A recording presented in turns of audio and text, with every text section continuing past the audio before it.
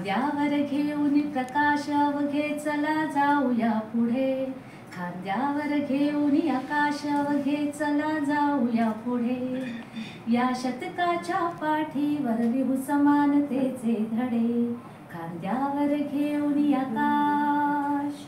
आता मी शिक्षणाचा विषय काढला.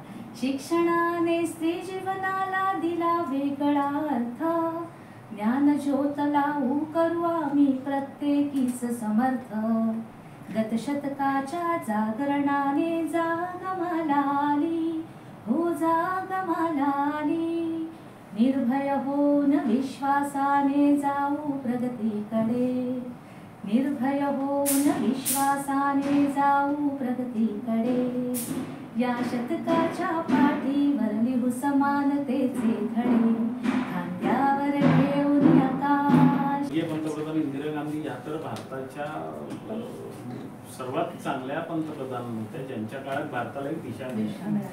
त्याच्यामुळे ते म्हणजे कदाचित मी तुम्हाला सांगू का की म्हणजे हे माझं वैयक्तिक, मी असं सांगत नाही सगळ्यांचं मत तसंच असलं पाहिजे, पण आपल्याला कुठेतरी आपणच गौण समजत असतो.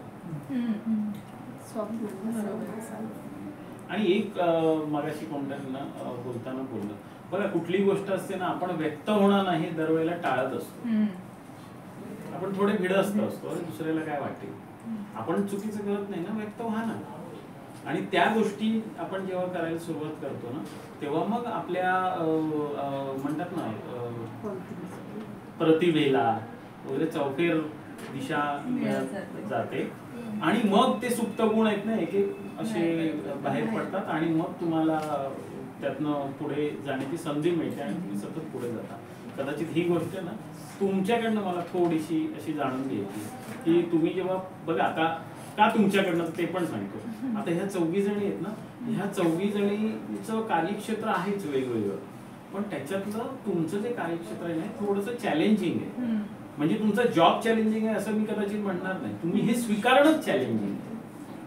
मगाशी तुम्ही उल्लेख केला की तुम्ही जेव्हा आई वडिलांकडे असताना कोणतंही मूल, मग ते आम्ही देखील आमच्या आई वडिलांकडे असताना तेव्हा कम्फर्टेबल असतो. लग्न झाल्यानंतर थोडी बेचैनी सुरुवात होते. कळलं की नाही, म्हणजे स्त्रीसाठी तसं नाहीये ते, अगदी मुलांसाठी देखील तसं आहे.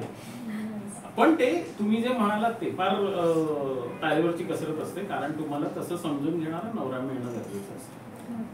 आणि मगाशी तुम्ही म्हणालात की पुरुषांना ह्या सगळ्या गोष्टी येतात बऱ्यापैकी, बऱ्याच पुरुषांना, पण तुमच्याकडे एक गोष्ट जी आहे ना सातत्य आणि चिकाटी, ती पुरुषाकडे नाही. म्हणजे तुम्ही सांगाल ना धरून चला 10 पुरुष त्यांना जेवण बनवणं बाकी सगळे कामं करणं हे सगळं जमत असेल ना, तो एकाच दिवशी करू शकेल बायको माहेरी गेल्याच्या आनंदात. दुसऱ्या दिवशी त्याला मात्र बायकोची आठवण यायला लागते की अरे ही आली तर, असं एक भाग आहे. पण तेव्हा नेमकं तुम्हाला काय म्हणजे तुम्ही काय समजून, म्हणजे तुम्ही NCC मध्ये होतात का की तुम्ही मग पोलीस बनायचं म्हणूनच तुम्ही हे ठरवूनच आलात, आणि मग तुमच्या आई वडिलांची प्रतिक्रिया काय होती पहिली? तर आता बेसिक जर माझ्याबद्दल आणि मी हे क्षेत्र का निवडलं हे सांगायचं झालं तर माझे आई वडील प्रॉपर शेतकरी आहेत, ज्यांना म्हणजे आमची शेती आहे घरी. जसं आपण म्हणतो शेती, प्रत्येक शेतकऱ्याच्या घरामध्ये जनावरं असतात, बैल असतात, हे सगळं आमच्या घरी प्रॉपर सगळं हे वातावरण आहे. तर माझं इकडे यायचं आहे की मी जिथे शिक्षण घेतलं कॉलेज, बाळासाहेब देसाई कॉलेज म्हणून आहे आमच्या पाटण तालुक्यामध्ये, तर कॉलेजला जायचा जो रूट आहे आमचा तो पोलीस स्टेशनच्या समोरून जातो. आणि ज्या वेळेला मी 11वी मध्ये ॲडमिशन घेतलं आणि कॉलेजला जायचा वेळ आला त्यावेळेला मी पहिल्यांदा, किंवा मग असं म्हणा की मी 10वीला ज्यावेळेला बोर्डाची एक्झाम द्यायला गेले तेव्हा पहिल्यांदा एकटी किंवा इंडिपेंडेंटली तालुक्याच्या ठिकाणी गेले होते. म्हणजे तोपर्यंत माझ्यामध्ये तो कॉन्फिडन्स किंवा मी एकटी काहीतरी करू शकते किंवा एकटी कुठपर्यंत जाऊ शकते आई वडिलांशिवाय किंवा इतर कोणाच्या मदतीशिवाय असं मला वाटतच नव्हतं. मग त्यानंतर ज्यावेळेला मी कॉलेजला गेले तर मग जाताना तिथून मी बघायचो ना, कारण पोलीस स्टेशन आहे तर सकाळी आमचं मॉर्निंग कॉलेज असायचं, तर सकाळी लोकांची गडबड चाललेली असायची, आम्हाला शिफ्ट चेंज करायची आहे, इकडे जायचं आहे. मग ते मॅक्झिमम लोक बाहेर असायचे रोडवरती. तर मग ते लेडी कॉन्स्टेबल वगैरे होत्या, लेडी प्लस आमच्या एक मॅडम होत्या तिथे, त्यांना गाडीतून येताना जाताना वगैरे बघायला असं म्हणजे नॉर्मली आपलं असं असतं ना की आपण एक कोणातरी बघतो, मग ते आपले आयडॉल बनतात आणि मग आपण त्यांना फॉलो करण्याचा प्रयत्न करतो. असं वाटतं की मग त्यांना बघून थोडंसं होतं की आपण हे पण करू शकतो, म्हणजे असं काही नाही की लेडीज ते करते. पण माझं असं झालं ना की नॉर्मल कॉलेजमध्ये म्हणजे आता मी कॉलेज संपवून जवळपास 6 ते 7 वर्ष झालेली आहे. पण ज्यावेळेला आम्ही जायचो ना कॉलेजला, तर ते मुलं कॉलेजमध्ये कमी आणि त्या पुढं असायचे, म्हणजे गेटच्या बाहेर खूप जास्त. तर मग कोणतरी येतंय जातंय आणि माझं असं होतं की मी पहिल्यांदाच बाहेर जाऊन एकटी कुठेतरी चालले होते, मग ती भीती असायची. मग मला नंतर असं होतं की बाबा आपल्याला भीती कमी करावी लागेल ना. मग भीती जर कमी करायची आहे, इतरांसाठी नाही, मला स्वतःसाठी भीती कमी करायची आहे. जर मी आता इथे कॉलेजमध्ये आहे, मी पुढे जाऊन काहीतरी करेन किंवा कुठे असेल माहिती नाही, प्रत्येक वेळेला माझे आई वडील माझ्यासोबत नाही येऊ शकत. त्यावेळेला जर मला एकटं सर्वाईव्ह करायचं तर मला कुठेतरी भीती घालवावी लागेल. आणि आता समजा एक IAS ऑफिसर आहे किंवा कोणीही एकदम सक्सेसफुल पर्सन आहे जो युनिफॉर्म सर्व्हिसमध्ये नाही आहे, त्याला स्वतःची ओळख सांगावी लागते, बरोबर, किंवा तो कोण आहे काय करतोय ते सांगावं लागतं. कोणत्याही पोलीस डिपार्टमेंटमध्ये असणाऱ्या किंवा युनिफॉर्म सर्व्हिसमध्ये असणाऱ्या माणसाला सांगावं नाही लागत तो कोण आहे. ते एक कारण होतं. कारण आता जरी मी ऑफिसर आहे, ठीक आहे, तर किंवा मग जरी कॉन्स्टेबल असेल, त्यांच्याकडे स्टार नाही आहे, पण त्यांना कोणी हे नाही म्हणणार ना की बाबा तुम्ही कोण आहात, काय करता. त्याला पूर्ण समजतो तो पोलीस आहे आणि तो पोलीस खात्याशी संबंधित आहे, नोकरी करतो, काहीतरी करतो.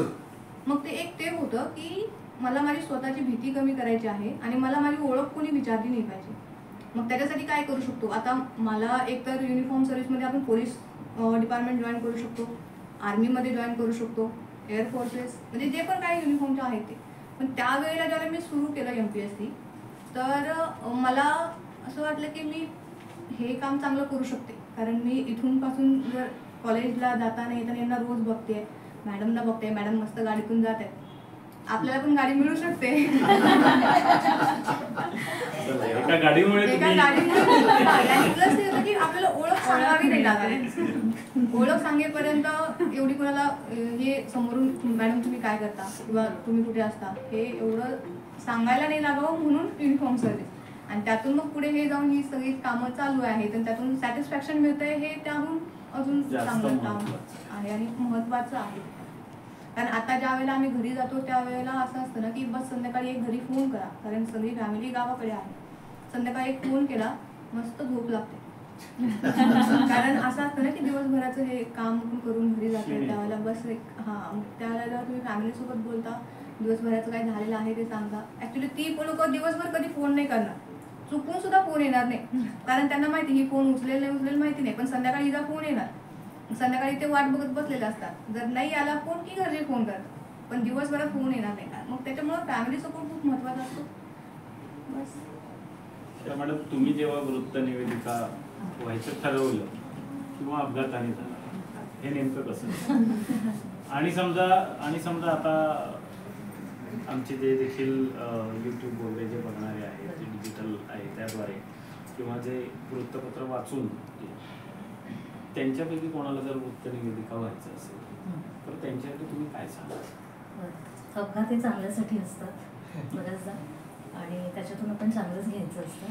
खरं तर कॉलेज केल्यानंतर काय करावं हा तसा प्रश्न पडला नाही, कारण मराठी लिटरेचरची, मराठी वाङ्मयाची मी अभ्यास करत होते आणि चांगला पगडा होता. रुपाली कॉलेजची असल्यामुळे चांगले प्राध्यापक लाभले होते, नाटक होतं, त्याच्याशिवाय तिथे अभिवाचनाचे कार्यक्रम व्हायचे आणि आवाजाची देणगी म्हणाल तर असं सगळे म्हणायचे, मला अद्याप वाटत नाही. घरातले संस्कार होते, आईबाबांकडनं काही चांगल्या प्रकारचं भजन म्हणा किंवा कीर्तन म्हणा असं कानावर पडत होतं आणि घरातलं एकूणच वातावरण माझं कल्चरल होतं. तर त्याच्यामुळे ताई पण त्याच क्षेत्रात होती, तर आणखी वेगळं काही करण्यापेक्षा तेव्हा तर मी असं म्हणते 20-25 वर्षापूर्वी तेव्हा हे सगळं नवीन होतं. यूट्यूब तर लांबचीच गोष्ट, तेव्हा पेजर आणि साधी मोबाईल, आपल्याकडे मोबाईल देखील नव्हते. पण तेव्हा अशीच रेडिओवर ताईने एक जाहिरात ऐकली होती की निवेदक हवाय म्हणून. तर मी म्हटलं देऊन बघते, नुसती कॉलेजमधून पासआउट झालेले, देऊन बघते म्हटलं. आणि जेव्हा मी गेले आकाशवाणी ही माझी पहिली प्रायोरिटी होती. त्याच्यानंतर मी खरं तर मगाशी बोलता मी काहीच बोलले नाही आहे, मी आपलं धडाधडा एक निवेदन चालू केलं. पण या सगळ्यांचं ऐकल्यानंतर असं वाटलं की एकमेका सहाय्य करू, अवघे धरू सुपंत. तर परत पॉईंटकडे येते, जेव्हा आकाशवाणी बघितली तेव्हा थोडं भारावल्यासारखं झालं, अरे आपण करू शकू की नाही. पण एक विश्वास बाळगला की नाही, आपल्या पाठी बळ आहे, गुरुचं बळ आहे, लोकांचं बळ आहे, सगळ्यांचं बळ आहे आणि आपल्याला पुढे करणारे आहेत. तर गेले मी तिथे ऑडिशन दिली, ऑडिशन पासआउट झाले. तर ऑडिशन हा एक भीतीदायक प्रकार असतो. जशी परीक्षा असते आपली तसाच तो असतो. तुम्हाला 3 वेगवेगळ्या टप्प्यातून जावं लागतं तिथे. एक रिटर्न असते, एक दिग्गज असतात तिथे आणि ऑडिटोरियममध्ये होते ती. काही पेपरची काही कल्पना दिलेली नसते. साधारण तुम्ही मराठीचे आहात ना, मग तुम्ही लिहू शकाल. पण बापरे, अतिप्राचीन काहीतरी विचारलं जातं आणि त्याच्याशिवाय संदर्भ नसलेला कधी कधी की ज्याचा आपण अभ्यासही केलेला नसतो. म्हणजे आकाशवाणी म्हणजे काय, हे साधं मराठीत त्याचं तुम्ही रूपांतर करून लिहा किंवा त्याला आणखी वेगळं काय म्हणतात, किंवा संचालनालय हा शब्द 2-3दा मोठमोठ्याने म्हणून दाखवा. असं हे ओरलमध्ये पण असतं, रिटर्नमध्ये पण असतं. रिटर्नमध्ये एक वेगळा भाग असतो, त्याच्यात फिल इन द ब्लँक्स असतात, बरंच काही. तर ते करता करता रिटर्न झाले पासआउट. ओरल जेव्हा समोर आले तेव्हा पडद्याच्या मध्ये बापरे कोण असेल, तर तेव्हाचे नामवंत किशोर सोमण सर, राजेंद्र पाटणकर सर, जे तुम्ही सगळे ओळखता. त्याच्यानंतर सौमित्रांच्या मिसेस सुभाताई त्या होत्या, केळकर सर होते, श्रीराम केळकर जे अजूनही बातम्या वाचतात दूरदर्शनवर. समोरून आवाज आला, हां बोला बोला म्हटलं, आमचे आधीच हातपाय गळले. बापरे बोलायचं, हो हो बोलायचं. मग त्यांनी विषय दिला, त्यानुसार मग आपलं सादरीकरण असतं. मग तो नाट्यानुभव असतो, एखादी कविता असते किंवा एखादा पॅरा असतो तो वाचून दाखवायचा असतो, किंवा एखादी मला असं वाटतं की आकाशवाणीला बरेचसे कार्यक्रम तेव्हा होते. जवळपास एक 20 की 25 एक कार्यक्रम चालायचे. म्हणजे कन्नड म्हणा, कोकणी म्हणा, मराठी, हिंदी सगळ्या भाषेचे. मग तुमची कुठली भाषा मराठी, मग त्याच्यात तुम्ही एखादं सादरीकरण करा. मग कार्यक्रम असायचा एखादा साहित्य संवाद, जो मुलाखती वजा किंवा कथा असा, मग त्याची अनाऊन्समेंट करा. बापरे, असं व्हायचं, आपण ही कधीच ऐकली नव्हती. नुसतं रेडिओ आपल्या आजा पणजाने ऐकला होता आणि आपण त्यावेळेला रेडिओ ऐकण्याच्या आम्ही माहिती नाही, पण तेव्हा ऐकला नव्हता. अरे बापरे, हे पण असतं का. पण मग ती तोडकी मोडकी दिलेली, ती त्यांना अपील झाली. त्याच्यानंतर माझं सिलेक्शन झालं. हे झालं आकाशवाणीचं. त्यानंतर दूरदर्शनला क्रायटेरिया असतो की तुम्ही साचेबंद दिसणं गरजेचं असतं, तुम्ही साचेबंद बोलणं महत्त्वाचं असतं, तुमची बोली भाषा, देहबोली, ह्या सगळ्या गोष्टींचा तिथे विचार केला जातो. आणि मग त्या योगे आम्ही पासआउट झालो आणि मग रुजू झालो. आता म्हणाल तर मी टास्काचे माझे वेगवेगळे आहेत. मल्टीटास्किंग करते मी, लेखिका आहे, कवयित्री आहे, त्याच्यानंतर परीक्षण करते, परीक्षक म्हणून आहे. दूरदर्शनला मी अँकरिंग करते, मुलाखती घेते. आकाशवाणीवर मी निवेदिका म्हणून आहे. सध्या मतदाता जंक्शन नावाचा एक कार्यक्रम चालू आहे, त्याच्या प्रोडक्शनची कामं करते. Recording, dubbing, editing, mixing, voice over, त्याच्यानंतर भजनं, मंगळागौरी, या सगळ्या प्रकारात माझा उत्स्फूर्त सहभाग असतो. सगळंच करतो फक्त दूरदर्शन. आणि मी सरांना म्हटलं, सर मी काय म्हणून बोलतो, बघा तुला निवेदक म्हणून बोलवते, बाकीचं काही बोलू नको, त्याचा पापड पसारावी, हरकत नाही म्हटलं. पण तुम्ही जे काय विचाराल त्याला मी उत्तरं देईन, मला साजेशी उत्तरं देईन. तर तुमचा प्रश्न होता की यूट्यूबवाल्यांना तुम्ही काय सांगाल. खरं तर यूट्यूब हे फार वेगळं आहे माध्यम, ते इंडिव्हिज्युअली तुम्हाला घेता येतं. नाही, म्हणजे त्यांच्यापैकी जे ऐकणाऱ्यांना बरेच अशी मुलं असतात ना आता की त्यांना वृत्त निवेदिका वगैरे व्हायचं असतं. मग त्यांच्या मनात काय होतं माहितीये का, आपल्या घराकडे कसं असतं की आता किती झाला, 10वी झालास ना, आता एक काम कर, इंजिनियर हो, डॉक्टर हो, म्हणजे ह्या ज्या ठरलेल्या साचेबंद जे मार्ग आहेत ना, हेच निवडले जातात. ह्याच्या पलीकडे देखील जग आहे आणि अशी अगणित. बरोबर सर, ह्याच्या पलीकडे जग आहे हे अगदी 10 वर्षापूर्वी मुलांना माहीत नव्हतं, ठाऊक नव्हतं. पण जसं जग जवळ येत गेलं, यांत्रिकीकरणाने म्हणा किंवा मोबाईलद्वारे किंवा आपल्याकडे बरेचसे काही ॲप्स यायला लागले, खूप सगळ्या क्षेत्रावर विविध पातळ्यांवर जेव्हा माहिती यायला लागली, तेव्हा एक असा समाजाचा घटक ना की जागरूक झाला. त्यातली तुम्ही यंग मुलं घ्या किंवा शिक्षणाने ह्या थोड्याफार ह्या मोठं केलंय शिक्षणाने, त्याच्या ब्रांचेस वाढत गेल्या, त्यायोगे मुलांना कळत गेलं. आणि मास मीडिया हा आपल्याकडे तेव्हा आला, तेव्हा खऱ्या अर्थाने मुलांना कळलं की बाबा हा काहीतरी वेगळा प्रकार आहे. तेव्हा मला मास मीडियामध्ये भीती वाटायची, बापरे खूप अभ्यास करतो, नको नको, MA नंतर मास मीडिया नको, असं आम्हाला ठराविक पद्धतीने. कारण त्यावेळेच्या आपल्या घरच्या प्रापंचिक जबाबदाऱ्या आणि आपण मध्यमवर्गीय हा तेव्हाचा एक हे होता, अजेंडा होता. आता आपण मध्यमवर्गीय नव्हतो, आपण फार पुढे आलेलो आहोत. शिक्षणाने आपल्याला बरेच दरवाजे खुले केलेले आहेत. तर मुलांसाठी मी एवढंच म्हणेन की हे क्षेत्र खूप चांगलं आहे आणि मुळात तुम्ही कुठे रुजता ते महत्त्वाचं असतं, तुमचं मूळ महत्त्वाचं आहे. त्याच्यानंतर आवड असते, रुची असते आणि कष्ट करण्याची तयारी पाहिजे. मास मीडियाने तर जवळपास अधिक मुलं FM सारख्या स्टेशनला आलेली आहेत. त्याच्यानंतर पत्रकार म्हणून ते रुजू आहेत. बऱ्याचशा फील्डमध्ये मास मीडियाचा बराचसा सहभाग आहे की जो आपल्याला वारंवार दिसतो, जाणवतो. आज अशा 20-25च्या मुली बघितल्या की आमचा ऊर भरून येतो. यांना माईक हातात घेतलेलं बघितलं की आम्हाला खूप बरं वाटतं की अरे किती धडाडीच्या मुली आहेत आणि हे सगळे शिक्षणाने दिलेलं आहे. आणि ह्याच्यात काही फारसं कठीण नाही आहे, फक्त अभ्यास पाहिजे. रामदास म्हणतात की अभ्यासोने प्रकटावे, आणि खरंच आहे की तुमचा अभ्यास पाहिजे. रुची तर येतेच नंतर, पण सुख कशात असतं तर ते मानण्यात असतं. पण ते मानणं हे आपण आपल्या जेव्हा मर्यादा ठरवतो ना, पण त्यांना थोडंसं ब्रीफ करायला पाहिजे, त्यांना थोडं वाढवायला पाहिजे. आणि ह्या क्षेत्रात आल्यावर ना आपण कुठल्या एका क्षेत्रातले राहत नाही, आपण असे फुलत जातो, वाढत जातो. ह्याला हे, ह्याला हे, ह्याला हे, असं करून ते एक मस्त असा बुके तयार होतो. आणि तो जेव्हा प्रेझेंट होतो तेव्हा आपण त्या सगळ्याला सलाम करतो आणि म्हणतो अरे यार हे काहीतरी वेगळं आहे. आणि शिक्षणाने हे सगळं दिलेलं आहे आपल्याला. तर मुलांनी नक्कीच याच्यात सहभाग घ्यावा. हे क्षेत्र खूप चांगलं आहे. फक्त ह्याच्यात असं होतं की तुम्हाला वेळेची गणितं अशी 10 to 5 नसतात आणि कुठे आपल्याला जायचं असेल कदाचित ते जाता येत नाही, ठराविक वेळा आपल्याला पाळता येत नाही. आणि कामाचा आपला जो बाज असतो ना तो जर तसाच ठेवला ना तर यश फार लांब नसतं. आणि यशामागे सुख येतं, सुखामागे समाधान येतं. फक्त आवड असावी लागते.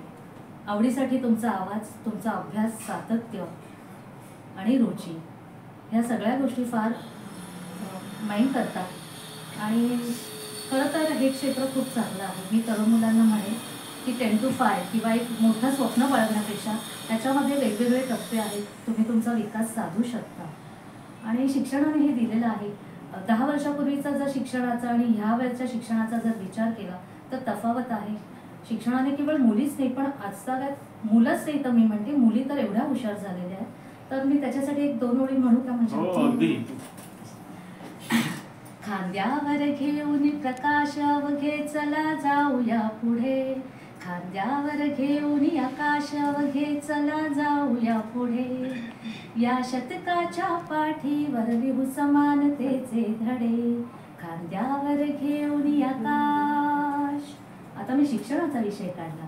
शिक्षणाने स्त्री जीवनाला दिला वेगळा अर्थ, ज्ञान ज्योत लावू करू आम्ही प्रत्येकीच समर्थ, गतशतकाच्या जागरणाने जाग मला आली, हो जाग मला आली, निर्भय होऊन विश्वासाने जाऊ प्रगतीकडे, निर्भय होऊन विश्वासाने जाऊ प्रगतीकडे, या शतकाच्या पाठीवर लिहू समानतेचे धडे, खांद्यावर घेऊन आकाश. तर आपण केवळ हा महिला दिन साजरा करत आहोत, तर पुरुषांच्या बरोबरीने आपण पुढे जाणार आहोत.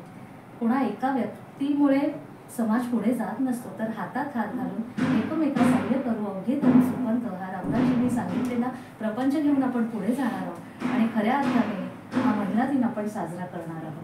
तर मुलांनो, येणाऱ्या भावी पिढीला मी असं म्हणू शकते की अभ्यास करा, विश्वास ठेवा स्वतःवर, कारण आत्मविश्वास ही यशाची गुरुकिल्ली आहे. आणि जर तुमचे कष्ट असतील तर कष्टापेक्षा, शब्दापेक्षा कष्टाला आवाज असतो, आणि तो आवाज जर घुमला तर पिढी फुलत जाते, हसत जाते आणि खेळत जाते, आणि एक चांगला समाज चित्र आपल्या डोळ्यासमोर उभं राहतं. बरोबर.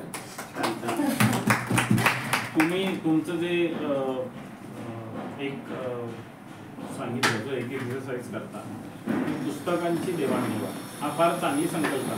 म्हणजे आपल्या घरची जी पुस्तकं आहेत ती आणायची आणि तिकडची जी हवी ती पुस्तकं घेऊन जायची.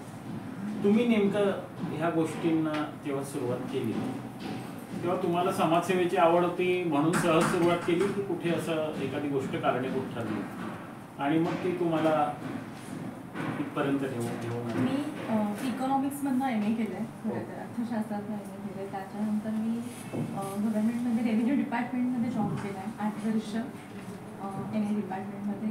त्याच्यानंतर मी पितांबरीमध्ये मीडिया विभागात होती.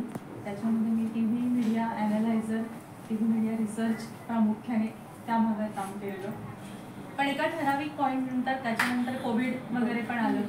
कोविड आल्यानंतर गॅस स्टेशन प्रकाशन संस्था चालू होतं. जसं आपण सगळ्या जणी कायम विचार करत असतो की मी माझं कुटुंब, नोकरी, ठीक आहे चाललं आहे छान, म्हणजे असं हे लावून असं एक झापडा लावून चाललेलं असतं. तसं मीही अगदी तेच करत होती की चला आपली नोकरी, मूल, नवरा बिझनेस करतोय किंवा त्यांचा प्रकाशन व्यवसाय आहे तर आपण एकतर्फी हे सगळं लढवायचं असं छान ते चाललं.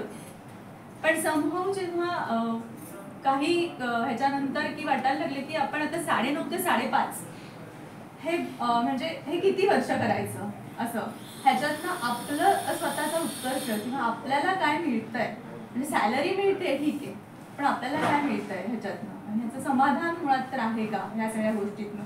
जेवढं 9:30 ते 5:30 आपण देतोय, 2 मुलांना घरी सोडून आपण जेव्हा जॉब करतो पूर्ण वेळ 8 तासाची ड्युटी नसते, त्याच्यामुळे 9-10 तास होतात. जेव्हा आपण हायर लेवलला जातो पोस्ट वाईज तेव्हा आपल्याला अगदी 9:30 ते 5:30 असा जॉब करता येतच नाही कुठे. त्याच्यामुळे हे सगळं करता करता कोविडने खरं तर तो वेळ दिला विचार करण्याचा आणि नेमकं व्यास क्रिएशन्स ग्रुप ऑफ कंपनीजमध्ये रूपांतरित होत होतं. त्या निमित्ताने राज्ञीची घोषणा झाली होती ह्या सगळ्या गोष्टीमध्ये. राज्ञी सांभाळताना मलाही खूप असं मनात हे होतं की आपण म्हणजे सामाजिक कार्यामध्ये तर मी स्वतः कधीच नव्हती. वाटत होतं आतून की आपणही काहीतरी वेगळं करावं, पण आपण इतरांसारखं न राहता म्हणजे अनेकांमधलं जर एक तुम्हाला बनायचं आहे तर त्याच्यासाठी तुम्हाला वेगळं काहीतरी करणं गरजेचं आहे आणि जे तुम्हाला वाटतं ते प्रत्यक्षात कसं आणायचं ह्याच्याबद्दल माझ्याही मनात खूप सरमिसळ खरं तर चालू होती. ती त्याच्यासाठी म्हणजे जवळजवळ 6-8 महिने ती सरमिसळ स्वतःची झाली सगळी. त्यानंतर अगदी मनाशी घट्ट ठरवलं की नाही बस आता रिझाईन करायचं आणि जे असेल ते असेल, पण आपण आपल्याला जे आवडतं, आपल्याला जे समाधान देतं खरं तर ते केलं पाहिजे. जॉबमधनं पण आनंद मिळत होता, नाही असं नाही, पण शेवटी जे हवंय ते करणं कुठेतरी राहून जात होतं. एवढे वर्ष की जे करायचं होतं ते राहून जात होतं, ते कुठेतरी मिसआउट होऊ नये, ते कुठेतरी राहून जाऊ नये. त्याची ती सतत खंत मनात जेव्हा राहते ना मग तेव्हा त्या आनंदावर कुठेतरी विरजण पडलेलं असते. मग हा सगळा प्रवास राज्ञीतनं आल्यानंतर सुरू झाला. तुम्ही राज्ञी म्हणजे काय, आपण बघायचं वेळेला भरपूर राज्ञी म्हणजे अर्थ काय त्याचा? राज्ञी म्हणजे तर अगदी सोपा अर्थ म्हणजे राणी, आणि खरं तर अजून एक सांगते सम्राज्ञी. त्यामागची भावना सांगते. राज्ञी खरं तर फक्त राणी असं नाही, आपल्या प्रत्येकाच्या मनातली खरं ती एक भावना आहे. आपल्याला प्रत्येकीला वाटत असतं की, आणि प्रत्येक जण स्त्री सुद्धा प्रत्येक जण आपापल्या मनाची राणीच असते. आणि पुरुषांचा विचार केला तर आपण पण आपल्या मनाचे राजे असतो. तर राज्ञी ही भावना आहे, ती भावना तुम्हाला जगता यावी, तिथे व्यक्त होता यावी म्हणून खरं तर राज्ञीची स्थापना तिथे झाली. आणि आम्हाला नाव पण हे सुंदर खरं तर साजेसं मिळालं त्या राज्ञी संकल्पनेनुसार. आणि मग सुरू झाला प्रवास. राज्ञीत जेव्हा मी स्वतः कार्यकारी संचालिका म्हणून जेव्हा कार्यभार सांभाळला तेव्हा मला सुद्धा खूप आव्हानं होती खरं तर. कारण की जेव्हा आपण अनेक स्त्रियांना घेऊन एकत्र चालतो तेव्हा प्रत्येकीची वेगळी मतं, प्रत्येकीची वेगळी आव्हानं ही समोर येणं आणि त्या प्रत्येकीला घेऊन सोबत चालायचं आहे आपल्याला. म्हणजे प्रत्येकीच्या मताला सुद्धा थोडा आदर आपल्याला देता आला पाहिजे, आपल्या सोबत घेऊन चालता आलं पाहिजे त्या सगळ्यांना. आमच्या या सगळ्या प्रवासात आमच्या जवळजवळ 25 सेंटर हेड सुद्धा माझ्याकडे महिला आहेत. त्या सेंटर हेड म्हणून काम करतात 25 जणी ठाण्यामध्ये. तर त्यांची ही प्रत्येकीची वेगवेगळी आव्हानं असतात. आणि जसं मॅडम म्हणाल्या तसं की ज्या त्यांच्याकडे आरोग्य क्षेत्रात काम करतात तसं आमच्याकडे राज्ञी महिला सुद्धा कोणालाही जबरदस्ती नाहीये, तुम्ही राज्ञीत या, तुम्ही राज्ञीत हे करा ते करा, असं काही नाही. इथे तुम्ही स्वेच्छेने यायचंय आणि तुमच्या घरातल्या सगळ्या जबाबदाऱ्या पार पाडून तुम्ही इथे यायचंय. त्याशिवाय तो आनंद, उत्सव, उत्कर्ष साध्य होणारच नाहीये. त्यामुळे आणि त्या देखील आनंदाने तिथे येतात की मॅडम यस, आणि त्यांना असं खूप मिरवायला आवडतं की आम्ही राज्ञीच्या सेंटर हेड आहोत. कारण की तो मान, तो सन्मान त्यांना इथे मिळतो आल्यानंतर. राज्ञींना त्यांनी कोणीतरी स्टेज कधी फेस केलेलं नसतं, किंवा बॅकस्टेज काय काम असतं हे कोणाला माहीत नसतं, किंवा तुम्ही जेव्हा आम्ही एंट्री काउंटर वगैरे हे सगळं जेव्हा ठेवतो, स्नॅक्स काउंटर ठेवतो, त्याच्याबद्दल जेव्हा नोंदणी वगैरे करण्यासाठी महिला येतात तेव्हा त्यांना ते काही माहीत नसतं. पण जेव्हा त्यांच्याकडून ह्या गोष्टी केल्या जातात आणि ॲप्रिशिएट केलं जातं, त्यांचं कौतुक केलं जातं, तेव्हा त्यांना खूप वाटतं की राज्ञीत आल्यानंतर मॅडम आम्हाला हे सगळं शिकायला मिळालं. पण आता तुम्ही म्हणताय तसं तर तुम्ही सगळ्या 5 जणी राज्ञीच आहात. पण आता तुम्ही जेव्हा डॉक्टर तुम्ही जेव्हा या सर्व सेविकांबरोबर काम करता, मग असे तुम्ही म्हटलं की बाबा सगळ्या ज्या काम करणाऱ्या आहेत त्या स्त्रियाच आहेत, मग अशा वेळेला तुम्हाला कदाचित नेमून दिलेलं काम आहे, त्या व्यतिरिक्त त्या स्त्रियांचं देखील एक आपलं आपलं जगणं असेल. आणि कदाचित मला असं वाटतं कुठेतरी त्या वंचित बऱ्याचशा समाजातल्या घटकातल्या त्या स्त्रिया असाव्यात असं मला वाटतं. कारण हे मी देखील स्वतः प्रत्यक्ष जेव्हा बघतो तेव्हा असं कुठेतरी ते निदर्शनास येतं की ज्यांच्या बिचाऱ्यांच्या घरात कोणच कमावणारं नसतं किंवा कोणी नाहीये त्यांच्या बरोबरती, तेव्हा त्या स्त्रियांना आपला उदरनिर्वाह करण्यासाठी हे काम जे आहे ते स्वीकारायला लागतं. असा कुठला अनुभव आहे का की बाबा जो आपल्याला फार म्हणतात ना विचार करायला लावतो? की कारण शेवटी त्या जेव्हा तुम्ही डॉक्टर किंवा तुम्ही त्यांच्या प्रमुख असल्यानंतर तुमच्याकडेच बघतात. विचार करायला लागतो म्हणजे हे रेग्युलरचं आहे. ज्या प्रकारे आत्ता फार नाही 2च दिवस झालेले आहेत. म्हणजे शुक्रवारी माझ्याकडे जी एक आहे तिचं एज माझ्यापेक्षा सुद्धा कमी आहे. 2 मुली आहेत आणि तिचे मिस्टर अटॅक आला आणि एक्सपायर अचानकच रात्रीच 12पर्यंत. तर आता ते कसं आहे ती येऊ शकत नाही महिना 2 महिना. तर तिथं कसं आहे माझी आणि तिची ॲडजस्टमेंट आहे. ती जर समजा तिचा मी पे नाही काढला तर तिचा उदरनिर्वाह कसा होणार? तिच्याकडे घरात कमवणारं कोणी नाही, तीच करते आहे घरात. आता असे एक जण नाही, अशा मला वाटते 50% लेडीज असतील. आणि त्यांचा तो प्रॉब्लेम कसा आहे, आपण फक्त कामच करून घेऊ या उद्देशानं आपण तसं नाही करू शकत. जेव्हा सगळ्या एकत्र काम करतात ना तेव्हा एकमेकींना मदत करतात. त्या जसं तिचं काम आहे, मी आता माझ्याकडे पोलिओचं काम होतं परवाचं, त्यांना सांगितलं की ती नाही आहे हे जरी समजा आपण दाखवलं, तिच्या एरियाचं काम मला तुम्ही दुसरं कोणीतरी करून द्या ज्यामुळे तिच्यावर तो स्ट्रेस येणार नाही जेव्हा वरून टीम येतात. तर असं होतं ना तर तेव्हा म्हणजे मला तर मेमो भेटतोच, पण तिला पण त्रास होतो ह्या गोष्टीचा. आणि तिला त्यांच्या प्रेझेंटीवरून ह्यावरून सगळे बोनस पण ठरलेलं असतं, ते बोनस भेटत नाही. म्हणजे सगळीकडून तिचे म्हणजे हे होऊ शकते, आर्थिक नुकसान तर होतंच पण तिचं मानसिक खच्चीकरण सुद्धा होऊ शकतं त्या ठिकाणी. मग तिथे आपली स्वतःच्या विचारानं काही गोष्टींना आपण तिला सवलत देऊन किंवा अधिकाऱ्यांसोबत थोडी ॲडजस्टमेंट सांगावं लागतं की असा प्रॉब्लेम आहे. तर तो एकमेकांनीच ॲडजस्ट करून तिची मदत करायला लागते, नाही तर तिला खूप मुश्किल होतं. तशी स्त्री आहे ना, कारण घरून पण सपोर्ट नसतो खूप वेळेला. जॉईंट फॅमिली होती तिची, जी की तिनं तिथलं घर विकलं, सगळ्यांनी पैसे वाटून घेतले आणि ती बदलापूरला राहायला गेली. आता सांगताना तिने त्यावेळेचा इथला ॲड्रेस दिलेला आहे. मग तिला यायला जर समजा कधी 11 वाजतात 12 वाजतात तर मी प्रत्येक वेळी जर लेट मार्क केला तर तिचं पेमेंट पण निघणार नाही. तर हा थोडा विचार आपण केला तर ती पण आपला विचार करते. खूप वेळेला गव्हर्नमेंटच्या वेगवेगळ्या स्कीम येतात, त्या लादल्या जातात त्यांच्यावर काही वेळेला. तर त्यावेळेला ती लोक आपण अशी काही गोष्टींची सूट देतो किंवा त्यांची मदतच करतो एक प्रकारे. आपण सांगत नाही खूप गोष्टी ज्या की आपली ॲडजस्टमेंट आहे त्यांच्यासोबत. तर तेव्हा ती लोक ते पण काम करून देतात, ती आपली मदत होते. आणि अशा कंडिशनच्या वेळेस तिला ॲडजस्ट करून घेणं ही आपण त्यांना मदत करायची असते, तरच ती लोक टिकू शकतात. कदाचित महिला दिन हा जो साजरा करण्याचा ना हा एक उद्देश असावा असं मला बऱ्याच वेळेला वाटतं. कारण आपण म्हणतोय की बाबा स्त्रीला आपण मान देतो वगैरे, पण एक असा वर्ग आहे किंवा काही ठिकाणी अशी प्रवृत्ती आहे जिकडे चांगल्या अगदी सुस्थितीत आर्थिक स्थितीत असलेल्या घरांमध्ये देखील पुरुषांचं असं वागणं असतं की ते बिचारा त्या स्त्रीला विचार करायला भाग पाडतं की आपण जर नाही काम केलं ना तर आपलं कुटुंब आहे, आपला संसार आहे, तो चालणार नाही. आणि कदाचित हीच गोष्ट कुठेतरी समाजाला आणि देशाला राज्याला पुढे घेऊन जाते. मला वाटतं इकडेच कुठेतरी त्या गोष्टीचं जास्त क्रेडिट स्त्रीला आहे. म्हणजे मी मगाशी जे म्हणालो ना की बायको माहेरी गेली म्हणून मला एक दिवस छान आनंद वाटतो, पण ते दुसऱ्या दिवशी काम म्हणजे हे जे सातत्य आहे ना ते पुरुषाकडे त्याचा अभाव आहे. आणि हे तुमचं बलस्थान आहे असं कुठेतरी मला वाटतं. तुम्हाला काय सांगायचं? कारण मी प्रत्येकाना जो 2-2 प्रश्न विचारले, तुम्ही तुमच्याकडे एकचदा आलाय तर तुमच्या मनात काहीतरी असा डोकवेल प्रश्न की अरे मला एकच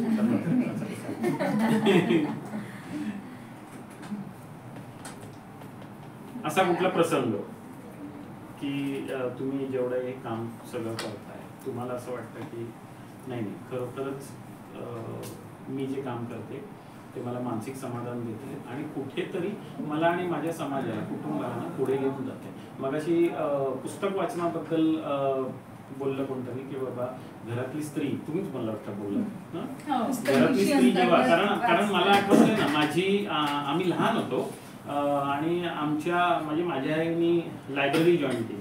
मग आम्ही आई शाळेत नेताना मग लायब्ररीमध्ये घेऊन जायची. मग तिथपासून आम्हाला कथा कादंबऱ्या म्हणजे रणजित देसाईंपासून म्हणजे ह्या सगळ्या कादंबऱ्या आणि सगळं आम्ही लहानपणापासून मग वाचायला सुरुवात केली.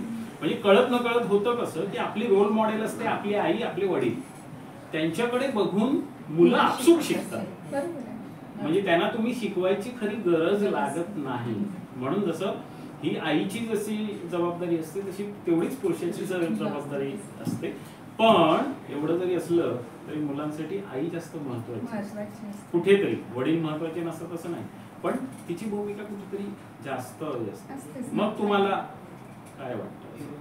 म्हणजे आता पूर्वीपासून आईचं महत्व आहेच. म्हणजे जेव्हा महाभारत आपण जेव्हा लहानपणी बघितलेलं आहे, आता महाभारत मी वाचलं नाहीये पण पाहिलंय, त्याच्यामध्ये ती दाखवतात की कुंतीच्या पुत्रांना कुंतेय म्हणतात.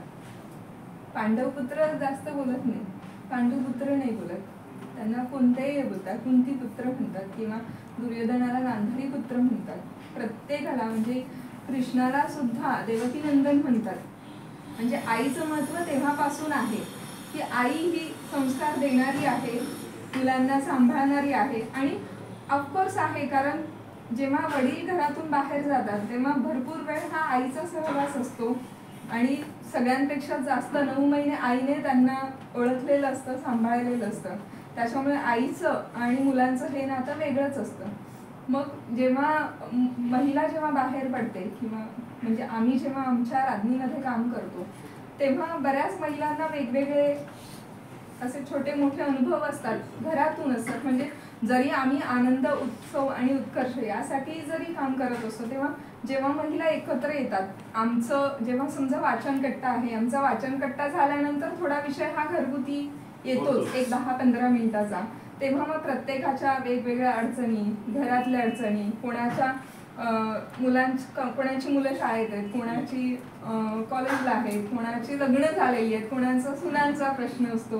हे सगळे प्रश्न ऐकून खरं तर म्हणजे असं वाटतं की अरे प्रत्येक स्त्रीला वेगवेगळे अडचणी असतात, प्रत्येक स्त्री वेगवेगळ्या गोष्टींना फेस करत असते आणि त्यातून ती बाहेर येण्यासाठी एक छोटासा मार्ग म्हणजे राज्ञी असतो की बरं हा त्या सगळ्या गोष्टींमधून बाहेर पडून जरा इथे वेगळा वेळ घालवला तर तो स्ट्रेस असतो तो ती कमी करत असते आणि नवीन ऊर्जा घेऊन जात असते घरी की बाबा मी हा स्ट्रेस मला तर फेस करायचाच आहे. जे संकट आहे किंवा ज्या गोष्टी आहेत, अडचणी आहेत त्या मला तर फेस करायच्याच आहेत. पण त्या फेस करण्यासाठी जी ऊर्जा आहे किंवा जो मनासाठी जो मोकळा वेळ पाहिजे असतो किंवा ती मनाची जे व्यथा मांडण्याची जी व्यासपीठ म्हटलं तरी सुद्धा चालू शकेल. कारण अगदी स्टेजवरून नाही, पण जेव्हा टेबलवर 2 मिनिटं आम्ही 1 to 1 बोलतो तेव्हा त्या छोट्या छोट्या गोष्टी येतात. तेव्हा कधी मी समजवते, माझ्या गोष्टी त्या समजवतात. असं आमचं संकटांना फेस करण्यासाठी मानसिक सामर्थ्य आम्ही एकमेकींना नेहमीच देत असतो. म्हणजे आता याच्या पुढे तुम्ही राज्ञीच्या ऐवजी सम्राज्ञी बोलू शकता. अजून देखील तुम्ही थोडं नाव अजून एक जाऊ शकता. विचार करण्यासारखी. आमच्याकडून आम्ही पुरस्कार देतो महिला महोत्सवामध्ये. म्हणजे राज्ञी पुरस्कार जेव्हा देतो त्या पुरस्कारांचं नावच आमचं सम्राज्ञी पुरस्कार आहे. कारण बऱ्याच वेळांना कसं असतं त्या शब्दाची आपण कोड केल्यानंतर लक्षात येतं की अरे हे सम्राज्ञीचं, पण मी देखील आपलं राज्ञी म्हणजे त्यापेक्षा सम्राज्ञी ठेवलं की इझी होईल आणि तो एक मान मिळवण्याचा एक सम्राज्ञीचा फारच छान होतो. त्याच्यामुळे तुम्ही ठेवू शकता. मला तर तुम्हाला काही प्रश्न कोणाला विचारायचे असतील तर विचारा. माझा एक प्रश्न होता तुम्हाला, म्हणजे तुम्ही बोललात की म्हणजे लहान असताना शाळेत वगैरे जात असताना की एकटी कधीच बाहेर पडली नाही, घरच्यांसोबत वगैरे असंच जायचं. त्यामुळे थोडी जी भीती होती ती नंतर पोलीस स्टेशन म्हणजे ते बघत त्याच्या महिलांकडे किंवा कॉन्स्टेबल जे होते त्यांच्याकडे बघत हळूहळू कमी झाली. मग तसंच आजच्या पिढीला म्हणजे जे तरुण पिढी आहे ती MPSC UPSCच्या परीक्षा वगैरे देतात, मग त्यांच्यासाठी तुम्ही काय सांगाल? त्यांना कोणतं मार्गदर्शन तुम्ही कराल? म्हणजे जे MPSC UPSC परीक्षा देऊन आजही निराश होतात, त्यांच्यासाठी तुम्ही काय पर्याय सुचवाल अशा मुलांसाठी?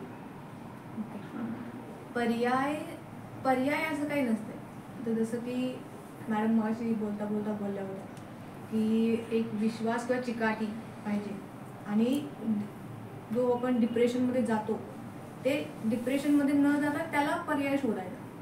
ठीक आहे. आता तुम्ही जसं बोलले की MPSC UPSC आपण बराच अभ्यास फिजिकल करतो. टेस्टमध्ये पण तेच ना, म्हणजे आपण वेळेला आपण कोणती टेस्ट देतो आपण. ठीक आहे, आता MPSC म्हणा किंवा कोणतीही परीक्षा बाजूला ठेवा, आपण फक्त टेस्टचा विचार करू. कोणतीही टेस्ट देतो, मग ती प्रोफेशनल लाईफमध्ये असेल, पर्सनल लाईफमध्ये असेल, किंवा आपल्या फॅमिलीशी संबंधित असेल, फ्रेंड सर्कलसोबत असेल. बऱ्याच वेळेला आपण जॉबसाठी ट्राय करतोय, नाही होत आहे. प्रायव्हेटमध्ये असेल, MPSC देतोय UPSC देतोय, नाही होत आहे. पण म्हणून तुम्ही तुमचं डिप्रेशनमध्ये जाऊन, म्हणजे ते काय झालं ना, ते लोकांचं डिप्रेशन आलं, सुसाईड करा, म्हणजे खूप जास्त वाढलेलं आहे ते. मग पिल्स खा, स्लिपिंग पिल्स घ्या, कोणती तरी मेडिसिन घ्या, किंवा मग डिरेक्टली अनेक मार्ग आहेत. तर लोकांनी ते नाही करायला पाहिजे. त्याच्यासाठी कसं होतं ना, तुम्ही एकतर जे करताय त्याच्यामध्ये कन्सिस्टन्सी ठेवा. पहिली गोष्ट की जर तुम्ही सातत्य असेल, चिकाटी असेल, तर तुम्ही त्याच्यामध्ये यश मिळवाल. असं तर होत नाही ना की मी बस आज सुरुवात केली आणि मला दुसऱ्या तिसऱ्या दिवशी यश मिळालं. पॉसिबल नाही आहे ते. आणि MPSC UPSC एक असा सब्जेक्ट आहे की त्याच्यामध्ये तुम्हाला कन्सिस्टन्सी इज मस्ट. म्हणजे एक वेळ तुम्ही जेवण नाही केलं, पाणी नाही केलं तरी 2 दिवस जगू शकता. पण जर तुम्ही MPSCचा एखादा सब्जेक्ट किंवा एखादा टॉपिक अभ्यासाला घेतलाय, MPSC UPSC जे पण असतं, आणि त्याच्यामध्ये जर तुम्ही त्याच्यामध्ये 2 दिवसाचा गॅप ठेवला तर तुम्ही 0वर येता. ठीक आहे. मग त्याच्यामुळे तुम्हाला कन्सिस्टन्सी खूप महत्त्वाची आहे. मग जर आपल्याला डिप्रेशनमध्ये नाही जायचं आहे आणि आपल्याला सक्सेस व्हायचं आहे, तर मग ते रिपीटेड आपल्याला करणं आहे, मेहनत घेणं आहे. मग तुम्ही मॅक्झिमम मुलांना बघितलं असेल की मी MPSC करतोय, UPSC करतोय, पुण्याला जाऊन अभ्यास करतोय, क्लासेस लावलेत, क्लासेसची फी माझे आईवडील देत आहेत. आईवडील ज्यांना तेवढं सक्षम नाही आहेत ते एकतर कोणाकडून घेऊन देतात, किंवा जे पण काय असेल ते म्हणजे एकत्र करून आपल्या मुलाला किंवा मुलीला ते प्रोव्हाइड करत असतात. मुलं अभ्यासाच्या नावाखाली पुण्याला जातात. पुण्याला शिक्षणाचं माहेरघर म्हटलं जातं. पुण्याला जातात. एक मध्येच एक व्हिडिओ व्हायरल झाला होता. 2 मुली होत्या. त्या टेकडीवरती म्हणजे पूर्ण ड्रग्स आणि जे पण काही नशा असेल ती त्यांनी केलेली होती आणि ते पडलेले होते. आणि त्यांचं जर बॅकग्राऊंड घेतलं किंवा थोडी माहिती घेतली तर ते अशी मिळत होती की त्या जे पण काय आहे ते अभ्यासासाठी किंवा स्पर्धा परीक्षा करण्यासाठी तिकडे गेलेले होते. आणि ते त्यांच्या जर तो व्हिडिओ त्यांच्या घरच्यांनी, आता ऑब्व्हियस आहे की आई वडील, भाऊ बहीण कोणी जर बघितला असेल, त्यावेळेला तुमच्या डिप्रेशनपेक्षा त्या आई वडिलांच्या मनावरती किंवा त्यांच्या याच्यावरती मनावर काय परिणाम झाला असेल तो जास्त महत्त्वाचा ठरतो. मग ज्यावेळेला जर तुम्हाला सक्सेस मिळवायची आहे तर सगळ्यात पहिलं तर माझं असं म्हणणं होईल की तुम्हाला कोण जे सपोर्ट करतात ना, तुमचा जे बॅकबोन म्हणून आहेत ना, त्यांचा विचार करून जर तुम्ही केलं तर तुम्हाला डिप्रेशन येणारच नाही. बरोबर ना. कधी कधी काय होतं ना, आपण आपल्या म्हणजे आपला जर विचार करून चालत असतो तर आपण हिंमत हारतो. मॅक्झिमम टाइम असंच होतं. पण जर आपल्याला जे सपोर्ट करतायत किंवा जे आपल्या मागे उभे आहेत त्यांचा विचार केला तर आपण ना एक नव्या उमेदीनं परत काम करायला सुरुवात करतो. जरी टेन्शन आलं, जरी ताण आला तरी सुद्धा. म्हणजे माझं एक समेशन असं आहे की मला माझे वडील खूप जवळ आहेत माझ्या, म्हणजे प्रत्येक गोष्टीमध्ये किंवा काही असेल तर. ज्या पण वेळेला मी अभ्यास करायचे तेव्हा म्हणा किंवा कॉलेजला असताना सुद्धा, तर त्यांचं असं असतं की बस तुला जे करायचं ते तू कर. तुला किती वेळ होतोय घरी यायला किंवा तू कुठे जाते, काय करतेस, मी तुला कधीच नाही विचारलं. पण एवढं आहे ना की तू फक्त मला कधी मान खाली घालायला नको लागू. बस एकच वाक्य त्यांनी मला सांगितलं होतं. खूप म्हणजे जेव्हा पण मी लहान होते स्कूलमध्ये जात असताना, तर माझं असं होतं ना, माझ्या मनामध्ये ते अजून आहे की बस म्हणजे जे होईल ते होईल, मी नापास तर नापास, मला कोणी दुसरं कोणी विचारणारच नाहीये ना. मला विचारलं तर माझी फॅमिली विचारेल. आणि माझ्या फॅमिलीचं असं आहे की तू जे करायचं ते कर, आमचं काय त्याला विरोध नाहीये किंवा कोणत्या गोष्टीमध्ये तुला हेच कर तेच कर, हे झालंच पाहिजे, तू PSI झाली पाहिजे, तू सक्सेस झालीच पाहिजे, असं काही नाहीये. जर तू ही एक्झाम देते त्याच्यातून तू पुढे नाही गेली तर आम्ही काय तुला घरातून बाहेर नाही काढून टाकणार आहे. बस तू व्यवस्थित राहा. मग त्याच्यासाठी जर तुम्हाला कुठल्याही टेस्टमध्ये लाईक MPSC UPSCचा विचार करा किंवा कोणतीही टेस्टचा विचार करा, बस तुम्ही तुमच्या तुमचे जे बॅकबोन आहेत, मी सपोर्ट सिस्टम नाही म्हणणार, तुमचे बॅकबोन म्हणेन, कारण जोपर्यंत तुमचा कणा ठीक आहे तोपर्यंत तुम्हाला डिप्रेशन येणार नाही. आणि जोपर्यंत तुम्ही डिप्रेशनमध्ये जात नाही तोपर्यंत तुम्ही चिकाटीने मेहनत करणार, मेहनत केल्यावर तुम्ही सक्सेस तुमच्याकडे येणारच ना. बस तेवढंच एक लक्षात ठेवायचं आहे. आणि जर स्पेसिफिक MPSC UPSCचं अभ्यासाचं असेल तर त्याच्यामध्ये परत ते कन्सिस्टन्सी, तुम्ही जे वाचताय, जे पण म्हणजे अभ्यास करताय तो बस फोकसनी करा. आणि कोणत्याही विषयामध्ये गॅप ठेवू नका की बस मी आज हे केलं, मी उद्या हे केलं, मी आता 2 दिवस त्याच्याकडे बघणार नाही. दिवसभरामध्ये तुम्ही प्लॅनिंग करा, शेड्यूल एक फिक्स ठेवा. त्याच्यामध्ये जर तुम्ही सकाळी एक सब्जेक्ट घेताय तर तुम्ही संध्याकाळी परत त्याचं थोडंसं ॲटलीस्ट नजरेखालून घाला, किंवा आज सकाळी केलं तर उद्या सकाळी परत त्याला नजरेखालून घाला, जेणेकरून तो तुमचा बॅकलॉग तयार नाही होणार, तर तो मागे नाही पडणार. बस तेवढंच आहे त्याच्यामध्ये. MPSC ला सुरुवात करायला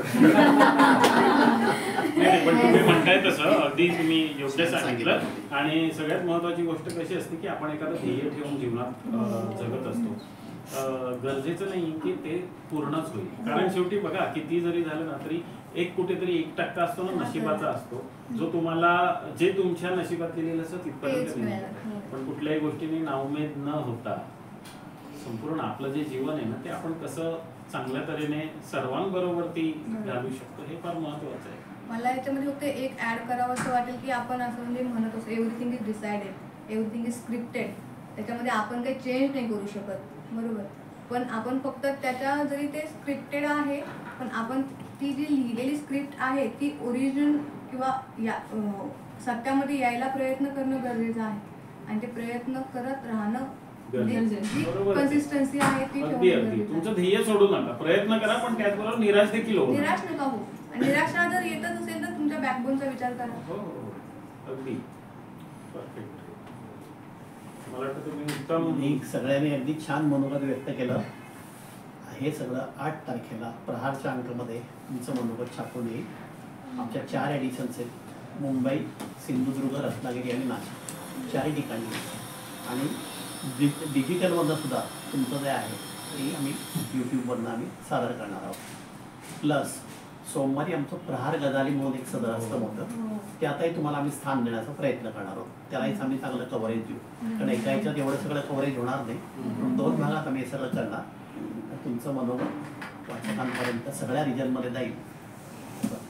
आणि सगळ्यांनी एवढंच करा, फक्त तुमचे घरचे पत्ते आम्हाला हे करा, व्हॉट्सअपला द्या किंवा लिहून द्या.